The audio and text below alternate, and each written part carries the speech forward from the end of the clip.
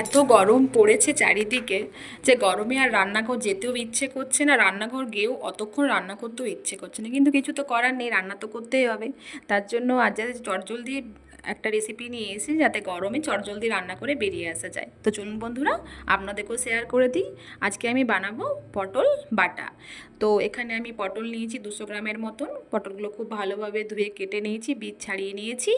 আর পেঁয়াজ কুচি নিয়েছি, শুকনো লঙ্কা নিয়েছি, রসুন নিয়েছি। আপনারা চাইলে কাঁচা লঙ্কাও এর সাথে অ্যাড করতে পারেন, যেরকম ঝাল খাবেন সেরকম অ্যাড করবেন। তো এখানে কড়াই চাপিয়ে নিয়েছি, কড়াই চাপানোর পর তেল নিয়ে নিয়েছি। একটু হালকা তেলটা বেশি লাগবে, মানে যতটুকু রান্না হয় তার থেকে একটু বেশি। তো এখানে নেওয়ার পর আমি জিরা ফোড়ন নিয়েছি, এবং এই দেখুন পটলগুলো একটাও বীজ নেই, সুন্দর করে ছাড়িয়ে নিয়েছি, বীজ ছাড়িয়ে নিয়েছি। বীজ ছাড়িয়ে করলে এই রেসিপিটা আরও বেশি ভালো লাগবে খেতে। তো এখানে আমি পটলগুলো দেওয়ার পর 2 থেকে 5 মিনিটের মতন মিডিয়াম আঁচে ভালো করে লাল লাল করে ফ্রাই করার কোনো দরকার নেই, হালকা ফ্রাই করলে যথেষ্ট। তো এখানে আমি পটলগুলো খুব ভেজে নেব হালকা হালকা করে। আপনারা এখানে কালো জিরে ফোড়নও দিতে পারেন, আমি এখানে একটু জিরে কালো জিরে দুটোই অ্যাড করেছি, টেস্টটা ভালো হবে বলে। তো এখানে পটলগুলো আমি ভাজা হতে দিয়েছি, একটুক্ষণ ভাজা হয়ে আবার তুলে দেবো।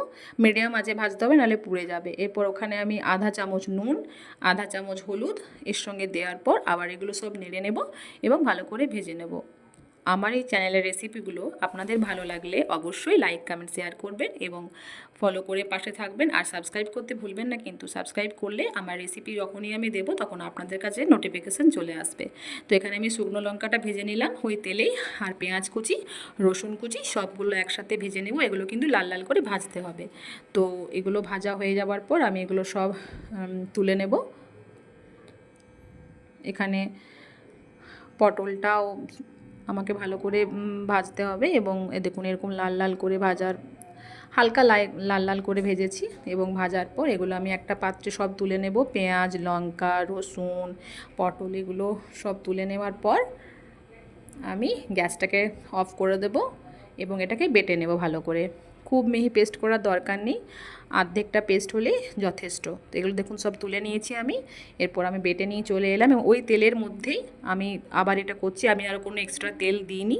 ওই তেলের মধ্যেই আমি ওই বাটাটাকে দিয়ে দিলাম, এবং 2 থেকে 3 মিনিটের মতন হালকা আছে ভালো করে ভেজে নিলাম। দেখুন কি সুন্দর লাগছে দেখতে, গরম ভাতের সঙ্গে খুব জলদি, মানে রেসিপিটাও খুব জলদি হয়, গরমে কষ্ট হবে না বানাতে, আর খেতেও খুব দুর্দান্ত হয়। তো আপনারা অবশ্যই ট্রাই করবেন, আর আমার ভিডিওটি সম্পূর্ণ দেখার জন্য আপনাদের অসংখ্য ধন্যবাদ।